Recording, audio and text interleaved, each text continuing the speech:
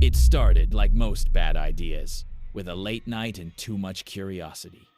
I'd been messing around on the dark web for a few weeks, not doing anything illegal, just exploring the forgotten corners of the internet. It was mostly tedious. Endless forums, weird sales pages, and more cryptocurrency talk than any sane person needed. But there's always that whisper, that promise of something genuinely hidden. I found it buried deep in a bizarre, almost ancient-looking forum dedicated to unclassified streams. The title of the thread was just The Eye of the Void, and the whole thing had maybe 3 replies over 2 years. Most of the links were dead, but one was still active. It was just a string of characters leading to a simple, low-bandwidth video feed. I clicked it, of course. Who wouldn't? The feed took a moment to load, and my first thought was disappointment. It was a fixed, grainy, colorless image, just a view of a room. A very normal room, in fact. Bare white walls, a cheap wooden desk, a swivel chair, and a single unmade bed with a dark blue comforter. There was nothing special, nothing shocking. It looked like any typical, slightly messy bedroom you'd find in a student flat or a cheap apartment anywhere in the world. I figured it was just some defunct security camera feed someone had hijacked and forgotten about. A dud. Description for an image. A person sits in a dark room, illuminated only by the glow of their laptop screen. On the screen is a grainy, black and white video feed of a very ordinary, slightly messy bedroom. The person's expression is one of mild curiosity and disappointment. I was about to close the window when something snagged my attention. On the desk, right next to the monitor, was a specific, very recognizable object. A chipped, bright orange coffee mug. I knew that mug. I'd bought it at a flea market 2 years ago because it was ugly and ridiculous, and it had a tiny chip near the rim from the time it fell onto the kitchen tile. A cold, heavy knot formed in my stomach. I leaned closer to my screen, squinting at the grainy image. I started to look for other details. The cheap, mass-produced poster of a classic rock band taped sloppily to the wall above the bed. The exact model of the router sitting precariously on a stack of books. The pile of laundry that had been sitting in the corner for 3 days because I really needed to do a wash. It wasn't just a room. It was my room. I felt a surge of adrenaline, a hot flash of disbelief mixed with pure terror. I looked around my actual physical room, the one I was sitting in right now. Everything matched. I frantically stood up and walked over to my desk. I gently touched the orange mug. I turned back to the screen. The image didn't change, of course. It was a fixed perspective. The feed was broadcasting my room from a corner near the ceiling, a vantage point I had never considered, but there was no camera there. I ran my hands along the molding, searched the corners, peered behind the closet door. Nothing. Absolutely nothing that looked like a conventional surveillance camera. No wires, no blinking lights, no tiny lens. It was completely invisible, or at least perfectly hidden. The real horror wasn't just that I was being watched, but the implication of how they knew where I lived and had managed to install this. The dark web is supposed to be anonymous, a place for shadows. But this felt intensely personal, like an elaborate, chilling joke aimed directly at me. I sat back down, my heart hammering against my ribs. I stared at the feed. It was real time. I could see the light outside my window, subtly changing as the morning sun crept higher. Then, I decided to test it. I slowly raised my hand and waved at the corner where the camera had to be hidden. On the screen, my hand appeared, waving awkwardly. It was live. It was me. For the next few hours, I was trapped in a cycle of paranoia and investigation. I checked every smoke detector, every power outlet, every object in the room for any sign of a tiny pinhole lens. I even disassembled my old broken clock radio.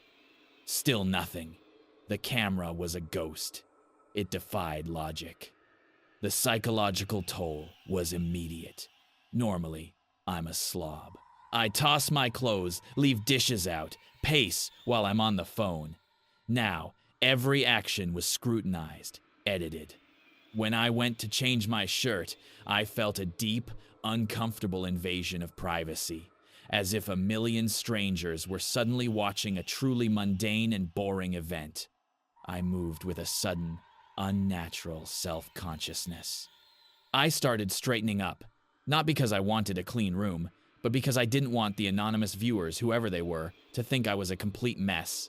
The camera had become a silent, judgmental roommate. I knew I couldn't leave the feed open. It was a direct line back to my location. I copied the URL string, closed the window, and cleared my browser history with a scrubbing tool. The damage, however, was done. The knowledge that the stream existed, even if I wasn't watching it, was enough. I went back to the old forum thread using the copied URL, never accessing the main site again. I had to know if anyone else was talking about the Eye of the Void. I found a new comment, posted just an hour after I first found the stream. It was short and chilling. The new subject is active, very tidy now. Funny. They knew I had found it. They were watching my reaction. This was the moment the fear turned to cold, hard resolve. I wasn't just a subject. I was an interactable exhibit. I decided to play their game, but on my own terms. Since I couldn't find the camera, I had to treat the entire room as a public space. I taped a huge, handwritten sign to the bookcase that was now blocking the view. In thick, black marker, it read, "Hello, dark web. Please enjoy the view of this very boring bookshelf. If you're bored, perhaps you could tell me where your camera is?" It was a risk, a challenge, but the anonymity and the passivity were suffocating me. I needed to fight back with the only tool I had, acknowledgement. I checked the URL again the next morning. The stream was still live, a silent, grainy view of my defiant sign against the cheap wood of the bookcase. And then, a second new comment appeared in the forum, even shorter than the last. The subject has adapted. Disappointing. Stream offline in 24 hours unless they move the furniture. It was an ultimatum. This gave me a terrible kind of clarity. The goal wasn't to collect sensitive data or to rob me. The goal was entertainment, a creepy, invasive form of reality TV for the worst corners of the internet. My fear, my panic, my frantic searching, that was the show. I didn't move the furniture. I kept the bookshelf firmly in place, facing the corner. I even added a small, cheap plastic plant to the top of the shelf to make the view even more mundane and boring. I deliberately went about my life in the most unremarkable way possible, giving them nothing but the back of a bookcase and the occasional glimpse of my feet shuffling past. 24 hours later, I returned to the forum. The thread was still there, but the link to the stream was dead. Clicking it led only to an error 404 page. The Eye of the Void was closed. The voyeurs had gotten bored and moved on. The relief was immense, but it didn't solve the core problem. The camera was still in my room. It hadn't vanished. It was merely powered down or disconnected from that specific broadcast link. Someone had installed a listening device, a silent, invisible witness, and I had no idea who or how, or if they had another way to turn it back on. I ended up moving out 3 weeks later. It was a massive hassle, expensive, and a complete upheaval of my life, but I couldn't sleep in that room anymore. I couldn't live in a cage where the bars were made of invisible light. Before I packed the last box, I took a baseball bat to the area where the camera was supposed to be, smashing the plaster and wood in a frantic, desperate attempt to find the hidden lens. All I found was dust and old insulation. The camera was gone, or so perfectly concealed that I simply couldn't locate it. I still use the internet, but I'm a different person now. I don't poke into the shadows anymore. The experience taught me a profound and disturbing lesson. The scariest things on the dark web aren't the large, obvious criminal enterprises. They are the tiny, personal invasions, the quiet, hidden cameras that turn a person's most private space into a disposable piece of content for bored strangers. And I'll never look at a mundane, fixed view of a room, or even my own ceiling corner, the same way again. The void, I learned, sometimes likes to look back, and the audience is always waiting. I'm the kind of person who uses music for everything. Studying, working, cleaning, zoning out, it all happens with headphones on. And like almost everyone else, I use Spotify. I know my library, my carefully curated playlists, and the algorithms that govern my suggested songs. It's comforting, predictable background noise. The first hint of trouble was so small I initially dismissed it as a server hiccup. I was working late on a Tuesday, listening to a playlist I've had for years. Deep Focus Synthwave. It's an unbroken stream of instrumental electronic tracks. Midway through a song by a band called Neon Rider, the music cut out. Not paused, but an abrupt, silent stop, followed by a slight metallic click. Then, a new track began playing instantly. The track was labeled simply, Unknown Artist, Track 1. The music wasn't synthwave. It was an unsettling, sparse piano melody, simple but deeply melancholic. It sounded old, maybe a field recording from the 1950 seconds. The recording quality was terrible, full of hiss and static. It felt profoundly out of place, like finding a handwritten letter inside a microchip. I glanced at my phone, annoyed. I checked the Spotify interface. The song title was just that, Unknown Artist, Track 1. The progress bar was moving, but the album art was a black square with faint, shimmering red lines running across it. I tried skipping it. The skip button did nothing. I tried pausing it, but the app was frozen. The piano music continued for about 30 seconds, then it cut out just as abruptly as it began. Spotify immediately jumped back to the Neon Rider song, right where it had left off. Everything looked normal. The anomaly was gone. I chalked it up to a bizarre bug. Maybe a corrupted file had briefly hijacked the streaming buffer. I restarted the app and kept working. But then it happened again the next day, and this time, it was personal. I was cleaning my apartment, listening to a completely different playlist, classic rock this time. The track was Bohemian Rhapsody. As Freddie Mercury hit the high note in the opera section, the music cut.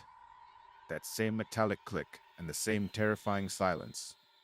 The screen now read, Unknown Artist, Track 2.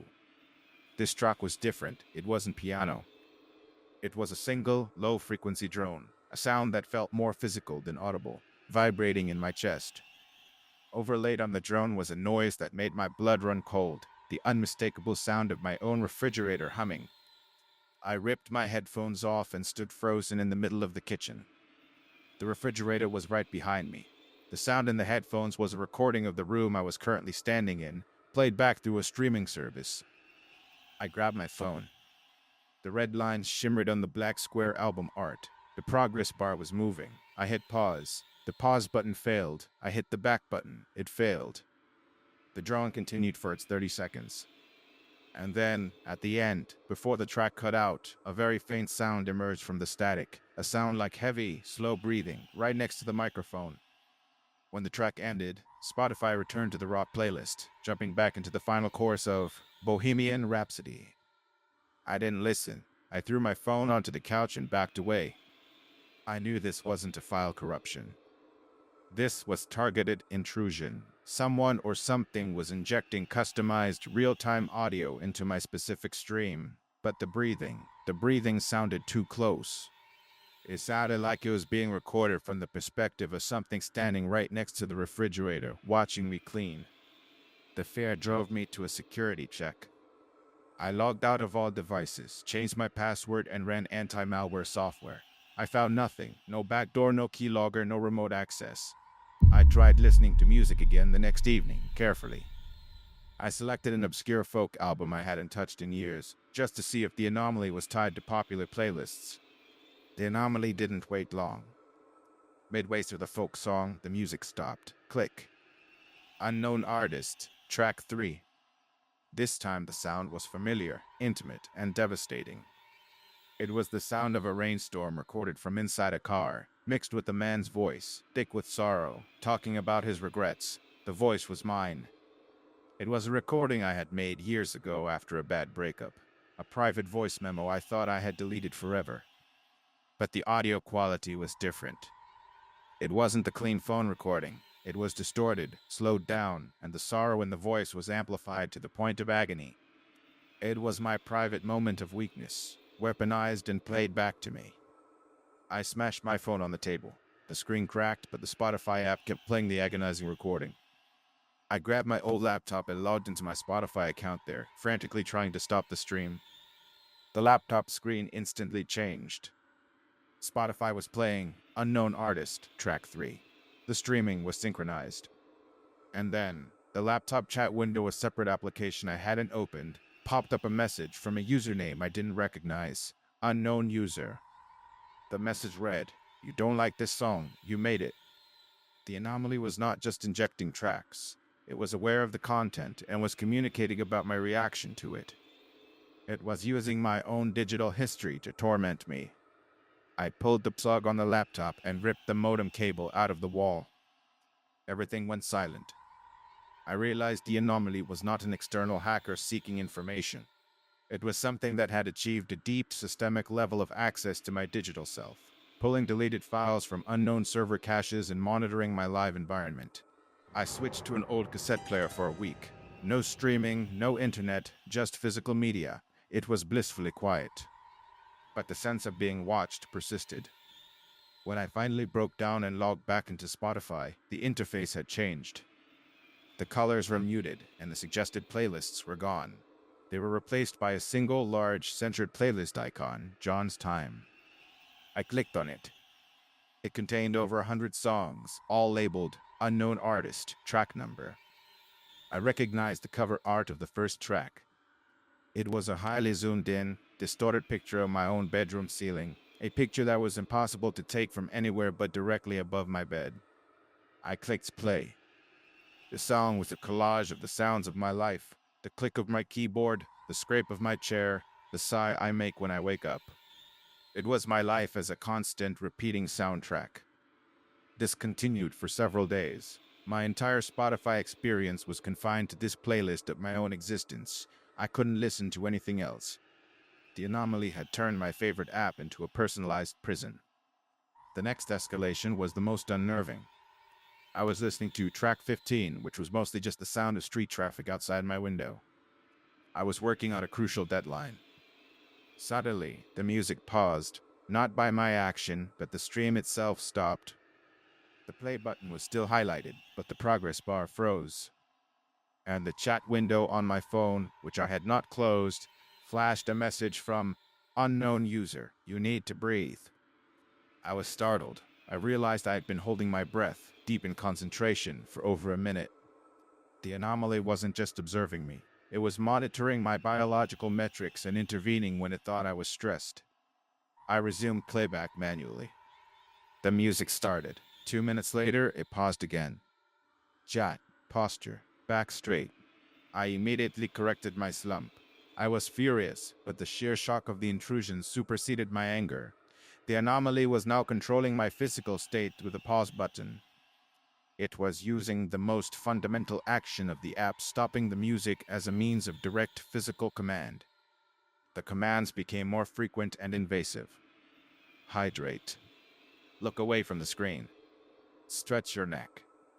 I tried to fight it. I would resume playback, then immediately slouch or hold my breath again, trying to break its control.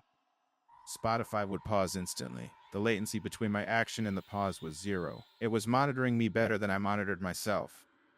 The anomaly was optimizing me. It was removing the latency of human fatigue. One evening, I tried to log out completely. I hit the log out button. The app froze. The music, a recording of me arguing with the customer service agent, continued playing. The chat flashed. You cannot log out of yourself, John. That's when I finally realized the scope of the horror. The anomaly wasn't just in my Spotify. It had integrated itself so deeply into my digital presence that it perceived my entire digital identity, all my accounts, all my sensors, all my data as one continuous stream, and Spotify was simply the most effective interface for communication and control. I decided to go analog. I burned my phone. I smashed my laptop. I bought a cheap, used feature phone and moved to a remote cabin where the Wi-Fi signal was non-existent. I spent a year living completely off the grid, trying to purify myself of the digital taint. I started to feel normal again. I slept well, ate well, and the paranoia faded. Then came the day I had to visit the nearest town for supplies. I walked into the local library, needing to check a map on a public computer. I sat down at the dusty old PC. I opened the browser. The homepage was Google, but before I could type anything, a small dark tab opened itself in the corner of the screen. It was the Spotify web player. It was logged into my old account. The player was showing the playlist, John's Time. It was playing Unknown Artist, track 108. The song was a recording of the ambient sounds of the library, specifically the quiet tapping of keys and the rhythmic clicking of the air conditioner, the very sounds surrounding me now. I felt a massive wave of despair. The anomaly had followed me. It didn't need a Wi-Fi signal. It just needed any digital interface I touched. As I stared at the screen, the music paused. The chat window popped up instantly. Not on the library computer, but the actual physical chat window. It was a new feature I hadn't seen before. The message was displayed in the lower right corner of the monitor glass itself, rendered in faintly glowing red pixels. Took you long enough. You missed a doctor's appointment. Bad for maintenance. I tried to turn the monitor off. The power button was unresponsive. The message changed. You are in a public space. Do not draw attention. I stood up, trembling. I backed away from the desk. The music resumed. It was the sound of my own quick, frantic breathing, now accompanied by the unmistakable sound of a digital camera shutter snapping photos, slowly, rhythmically. I ran out of the library, leaving the computer broadcasting my frantic breathing and the sound of my life as a constant soundtrack. I realized the ultimate horror. The anomaly wasn't controlling me through the pause button to harm me. It was controlling me to preserve its subject. It was a meticulous, perfect observer that had become my warden. I am back in the city now, living in constant, low-grade terror. I use a feature phone and avoid computers, but I know it's pointless. Every time I get into an elevator, the muffled background music seems to pause for just a fraction of a second when I enter. Every time I use an ATM, the beep sounds suspiciously like the synth melodies from my old playlist. I know it's always monitoring the latency of my life. I sometimes listen to an old MP3 player, no internet connection, no smart features. I listen to classical music, something ancient and safe. But even then, sometimes, deep within the complex layering of the symphony, I can hear it, a faint, low-frequency drone just under the threshold of audibility. And in the silence between the movements, I can hear a soft, metallic click. And then I know it's waiting for me to make a mistake. It's waiting to hit the pause button on my life. I was killing time on a rainy Saturday afternoon doing what any nostalgic person does, scrolling through Google Maps Street View of my old neighborhood. I hadn't lived on Elm Street in nearly 10 years. It was a mundane little suburban block, full of identical brick houses and patchy lawns. I zoomed in on my old house, number 47. The picture was dated 2013, exactly the year I moved out. Everything looked right. The slightly peeling paint on the porch, the overgrown rose bushes, and my neighbor Mrs. Henderson's gigantic, ugly blue minivan parked across the street. I clicked down the street a little bit, enjoying the memory of the light on the pavement. That's when I saw it. Parked directly in front of my old house was a car that didn't belong to me or to the street. It was a silver 1968 Ford Mustang Fastback, a beautiful, impossibly pristine classic car. I stopped scrolling. My heart gave a weird little thump. I knew that car. I didn't know that specific car, but I knew the model, the exact color, the particular gleam of the chrome. Because for the last 3 years, I had been obsessed with buying one. I spent every weekend searching online classifieds, watching restoration videos, and saving every penny. It was my dream car. I had never told anyone about it except my current girlfriend, and certainly hadn't bought it yet. I didn't even have the money for it yet. But there it was, parked in front of my house 10 years ago. I zoomed in. The clarity of the street view image was surprisingly high. The car was real. It had a license plate, one that looked generic, a placeholder perhaps, but it was there. And it was parked exactly where I always imagined parking it, perfectly angled against the curb. I backed up the street view camera, then returned. The car was still there. I checked the date stamp in the corner, July 2013. In July 2013, I was driving a beat-up Toyota Corolla that regularly stalled on hills. The Mustang was nowhere in my life, not even a serious financial possibility. I logged out of Google Maps. I deleted my search history. I restarted my computer. I even cleared my cache. When I opened Google Maps again, I typed in the address for Elm Street. The satellite view loaded fine. I switched to Street View. The first image that loaded was my house. The Mustang was gone. I breathed a huge sigh of relief. It was a temporary server glitch, an asset misplacement, a rare error in the vast database. The Mustang had been swapped out for the correct car, my old Toyota Corolla, rusting slightly in the driveway. Everything was normal. I clicked the navigation arrow to move forward to the next available snapshot. The screen loaded. The date changed to July 2013. And there it was, the silver Mustang parked perfectly in front of number 47. It wasn't a glitch that fixed itself. It was a layer of reality that was hidden one click away, preserved within Google's digital archive. I sat there, staring at the screen, the only person in the world who knew that 10 years ago I already owned a car I hadn't yet bought. The implication hit me with the force of a physical blow. The Mustang was there because I was supposed to have it. It was a piece of my future leaking backward into my past. The next day, the search for the Mustang changed. It wasn't about finding a car anymore. It was about fulfilling a destiny. I redoubled my savings. I became obsessed. 3 months later, I found it. A silver 1968 Ford Mustang Fastback, beautifully restored, for sale 3 states away. It was slightly over budget, but the owner, for some reason, was willing to negotiate the price down, almost as if he was fated to sell it to me. I bought the car. The day I drove it home, I parked it directly in front of my current apartment. It felt right, but deeply, terrifyingly wrong. The car was finally mine, but the magic of the acquisition was gone. The moment was anticlimactic. I was simply executing a pre-approved script. The real experiment began when I logged back into Google Maps. I navigated to my old house on Elm Street. Date stamp, July 2013. The Mustang was still there. But now, I had a new terrifying question. Was the car the only thing that had been predetermined? I started searching for other discrepancies. I scanned the windows of my old house in the July 2013 image. The curtains were slightly different from the ones I remembered. More expensive, nicer. I checked my neighbor Mrs. Henderson's lawn. In the 2013 version I remembered, the lawn was patchy.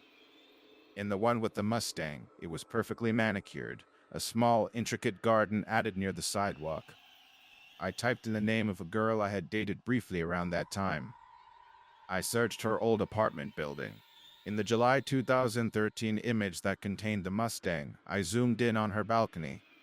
She was sitting out there, not alone, but talking to a man I didn't recognize. He was clearly embracing her, a man I had never met. I checked the normal, clean, June 2013 image. She was alone, reading a book. The Mustang wasn't just a car, it was a temporal marker. Its presence signaled a completely different, darker, more advanced future.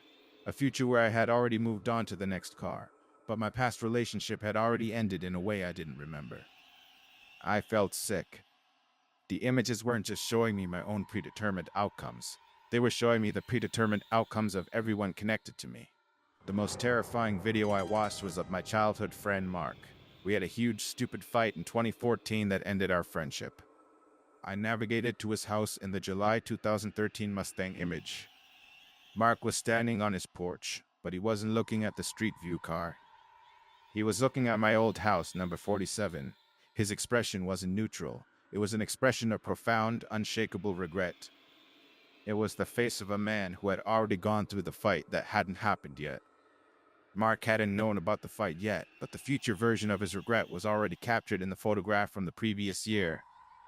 I tried to call Mark. I hadn't spoken to him in nearly 10 years. I found his number and called it. He answered. I apologized for the fight. I told him how much I missed him.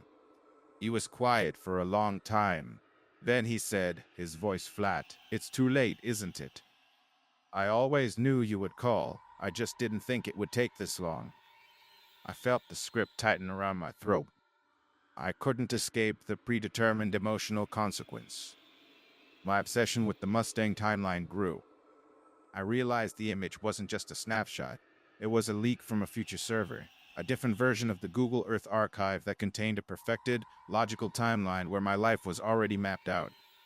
I became convinced that the normal, clean 2013 image was the true past, the one with free will, and the Mustang image was the fated future I was now locked into. I started looking for myself in the Mustang image. I spent hours scanning the windows of my old house. I knew I should be inside. Finally, in a dark reflection on the pane of the living room window, I saw him. It was me, July 2013 me, but I looked older.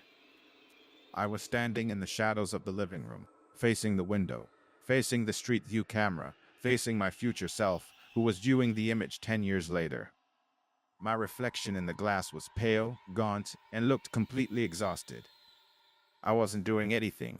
I was just standing there, staring at the car, staring at the beautiful Mustang I had not yet bought, staring at the physical proof that my life was already over. The eyes in the reflection weren't sad or angry. They were simply empty, utterly devoid of hope or surprise. They were the eyes of someone who knew the exact next 10 years of his life, minute by minute. I closed the laptop and put the Mustang in the garage. I didn't drive it anymore. I was terrified of being seen in it, knowing that every time I drove the car, I was fulfilling the destiny the map had shown me. I pulled out my phone and loaded Google Maps. I opened the street view for the current year, 2023. The house looked exactly the same as the 2013 image. Then I clicked the time slider and dragged it back to July 2013. The screen loaded and the image was clear. The Mustang was gone. My stomach dropped. I panicked, thinking the image had been deleted, that the anomaly was finally gone. I clicked forward to August 2013. The image loaded. No Mustang. I scrolled through the entire archive. 2011, 2012, 2014, no Mustang. It was completely scrubbed from the historical record. I ran home, frantic, convinced I had destroyed the evidence. I opened my current laptop. I went to Google Maps. I typed in the address. I slid the timeline to July 2013. The Mustang was not there. The old Toyota Corolla was in the driveway, exactly where it should be. I searched my hard drive for the old screenshots I had taken. They were gone, deleted. I thought I was free. I thought I had broken the script by my random movements, that the universe had reasserted free will. But then I remembered the very first thing I saw in the anomaly image, the generic license plate. I had written it down on a piece of scratch paper back when I first saw the image. I pulled out the old paper from a drawer. The number was there. I went back to the street view. I navigated to a completely random street in a completely different city, far away from Elm Street. I zoomed in on a car parked there, a gray sedan. I opened the image editing feature on my laptop and carefully typed the license plate number from the paper onto the gray sedan's license plate in the image. I was performing a purely local digital alteration. As soon as the new characters were fully typed onto the image on my screen, Google Maps glitched. The screen flashed and the image of the gray sedan transformed. The sedan was gone. It was replaced by the silver 1968 Ford Mustang Fastback. The car was there, with the generic license plate, exactly as I remembered it. And it was parked on a street I had never searched before. The car wasn't tied to the address. It wasn't tied to the year. It was tied to the plate number. The plate number was the key. I realized the Mustang timeline hadn't been scrubbed. It had simply decentralized. The faded future was now lurking in thousands of random, unseen street view images, waiting to be unlocked by the one piece of data only I knew. I still have the Mustang. It sits in my garage, covered with a dust sheet. I never drive it. I never search Google Maps anymore. I live in a constant fear that if I type a single coordinate wrong or zoom in on the wrong parking lot, I will unlock the next terrifying step of my predetermined life. But sometimes I'm walking down a busy city street and I see a car parked far ahead. And for a split second, before the light changes, I see that specific silver gleam. And I know, even from this distance, that if I could zoom in, I wouldn't see a regular license plate. I would see the generic placeholder plate. And I know that in that car, parked on that random street in the present day, there is a driver. And that driver is me, looking out the window, looking at the exact spot I am currently standing, with the empty, exhausted eyes of someone who knows the inevitable next step. The Mustang didn't leak from the future. The future is using it to track the present, and it's waiting for me to catch up. What story would you like to hear next? Write in the comments and I will tell it for you.